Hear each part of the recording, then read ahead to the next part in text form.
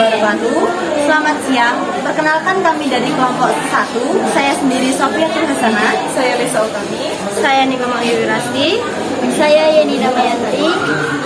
Saya Isnaini Mahfuah. Saya Septia Chandra Ramadhani. Saya Nikuta Yudha Damayanti. Saya Vera Heriani. Saya Ahmad Nabila. Dan saya Emre Dua.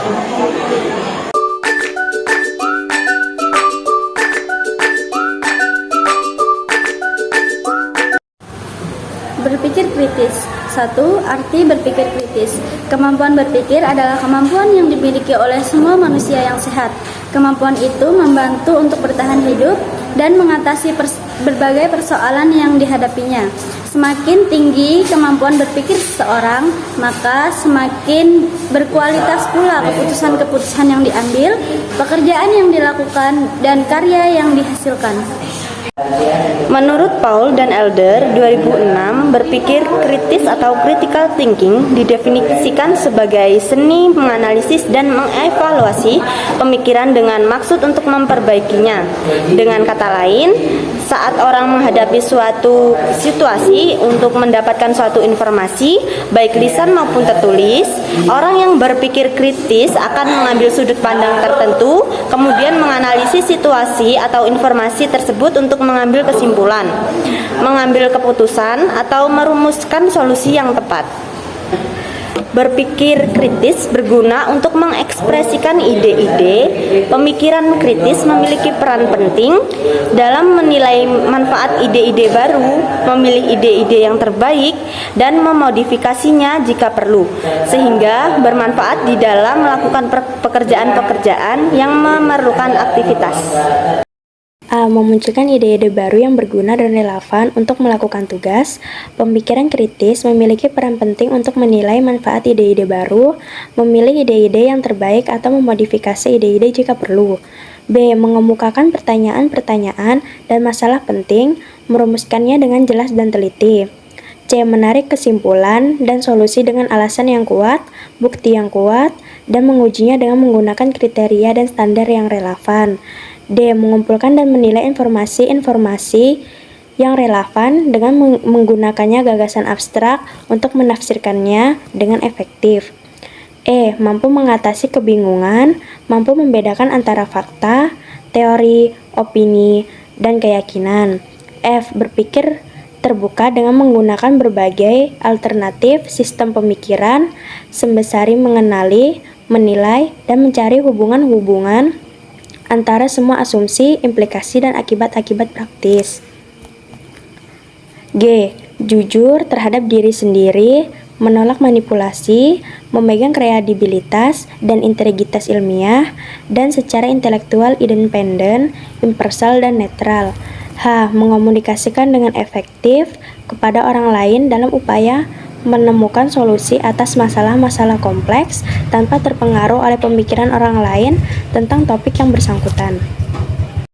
Semakin penting keputusan yang perlu diambil, semakin penting pula keterampilan berpikir kritis diterapkan. Apa yang harus dilakukan saat orang harus mengambil keputusan? Berikut ini merupakan langkah umum orang mengambil keputusan, mulai dari identifikasi masalah hingga evaluasi keputusan dan akibatnya. 1. Identifikasi masalah. Rumuskan dengan jelas masalah yang harus diambil, keputusannya, apa tujuannya, serta batasan-batasan yang ada. 2. Identifikasi kriteria. Tetapkan kriteria yang akan dipergunakan untuk mengambil keputusan. Jika diperlukan, dapat ditetapkan subkriteria untuk merinci setiap kriteria. 3. Tetapkan botol kriteria. Tiap kriteria atau subkriteria bisa memiliki tingkat kepentingan yang berbeda sehingga diberikan bobot.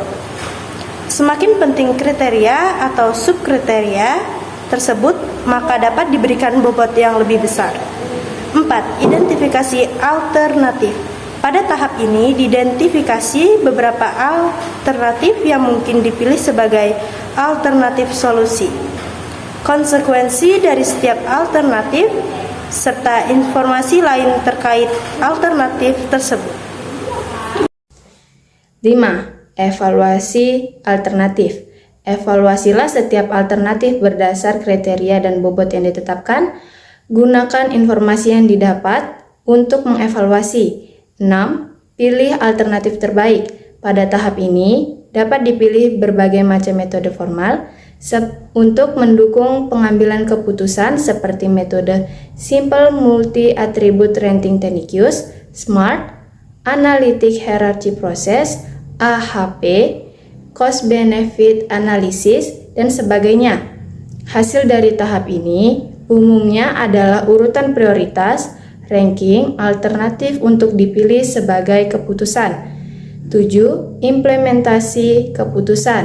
Pilih salah satu alternatif yang terbaik sesuai kriteria yang ditentukan dari antara alternatif yang sudah dievaluasi pada tahap sebelumnya. 8. Evaluasi keputusan. Lakukan aksi sesuai keputusan yang diambil. Dalam tahap terakhir ini, cermati dari aksi yang dilakukan berdasarkan keputusan yang diambil. Evaluasi apakah keputusan tersebut berhasil mengatasi persoalan yang dihadapi. Jika keputusan belum berhasil, maka mungkin perlu mengulangi langkah sebelumnya sambil berpikir apa yang perlu diperbaiki untuk membuat keputusan baru. 1. Identifikasi masalah. Memiliki lokasi bakti sosial dalam rangka dies natalis sekolah. Beberapa batasan yang harus diperhatikan antara lain sasaran baksos, warga miskin, balita, dan lansia. Pelaksanaan sehari tanpa menginap, dana tersedia Rp 30 juta. 2. Identifikasi kriteria. Untuk memilih lokasi akan dipertimbangkan 3 hal. Kondisi masyarakat di daerah tersebut sejauh mana membutuhkan bantuan, sumber daya yang dibutuhkan untuk melakukan bakti sosial di lokasi terkait. Waktu tempuh ke lokasi. Untuk kondisi masyarakat dan sumber daya yang dibutuhkan, dapat dirinci kembali beberapa subkriteria yang diperlukan. Untuk waktu tempuh, tidak ada subkriteria yang lebih rinci lagi sehingga waktu tempuh menjadi kriteria sekaligus subkriteria. 3. Tetapkan bobot kriteria. Setiap subkriteria yang merupakan rincian dari kriteria diberi bobot angka, misal antara 1/5 sesuai kepentingannya. Semakin tinggi angka menunjukkan semakin besar bobot subkriteria tersebut. 4. Identifikasi alternatif. Dalam kasus ini, panitia mengumpulkan informasi dari berbagai alternatif, lokasi tentang hal-hal yang terkait kriteria. Mulai dari jumlah penduduk prasejahtera hingga waktu tempuh menuju lokasi. Misal didapatkan 3 alternatif lokasi. Evaluasi alternatif. Untuk setiap calon lokasi bakti sosial, panitia mengevaluasi berdasarkan kriteria yang ditetapkan dan menggabungkannya dengan bobot. Panitia melakukan penilaian untuk setiap calon lokasi bakti sosial dengan metode SMART sehingga diperoleh ranking dari setiap calon lokasi. Pilih alternatif terbaik. Dipilih lokasi dengan ranking tertinggi. Implementasi keputusan. Dilakukan aksi sosial di lokasi sesuai keputusan yang diambil. Evaluasi keputusan. Dilakukan evaluasi pelaksanaan bakti sosial di lokasi yang sudah dipilih. 3. Elemen berpikir, standar intelektual, dan karakter intelektual. Menurut Paul dan Elder, orang yang berpikir kritis akan mampu A. Merumuskan pertanyaan dan masalah yang penting secara jelas dan tepat karena berpikir kritis selalu dimulai dari mempertanyakan dan mencari tahu lebih jauh, mendalam, dan menyeluruh atas suatu hal yang menjadi pokok bahasan. B. Mengumpulkan dan menilai informasi yang relevan, serta menafsirkannya secara efektif. C. Mengambil kesimpulan dan menemukan solusi yang masuk akal, serta menguji kesimpulan dan solusinya berdasarkan kriteria dan standar yang relevan. D. Terbuka terhadap pemikiran alternatif, mampu mengenali dan menilai asumsi, implikasi, dan konsekuensinya. E. Berkomunikasi secara efektif dengan orang lain dalam menemukan solusi atas masalah yang kompleks. Ketika seorang berpikir, ia melakukan beberapa hal berikut. A. Mempersoalkan suatu hal tertentu. B. Menetapkan tujuan tertentu. C. Menerapkan teori atau konsep yang berkaitan. D. Mengambil sudut pandang tertentu. E. Menggunakan beberapa asumsi. F.